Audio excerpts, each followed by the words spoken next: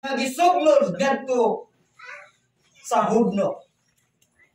Apan tungod kay nakita man sa Dios ang ilang baruganan, ang Dios nakikuba nila hangtod sa mga butanga kritikal sa ilang kinabuhi.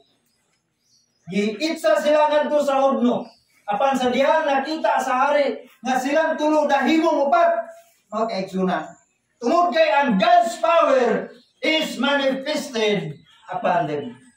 Ang gahom sa Dios nagapanlihok sa ilang kinabuhi tungod kay doon naman sila dakong pagtuo sa Ginoo. Gipaglaban nila, gipaglaban sa Dios ang ilang pagtuo, mao nang gitabangan sila sa Ginoo taliwala sa kainit sa kalayo apan ang Dios nag-agak ug nagpanalipod kanila. Tungod kay nagtuo man sila nga ang ilang Dios makahimo sa pagtabang. Ingon usab diha na atong mga kinabuhi mga kaigsunan. Taliwala sa mga problema, taliwala sa kainit sa mga problema sa atong kinabuhi, na ay Dios nga makig-uban nimo. Amen. Amen.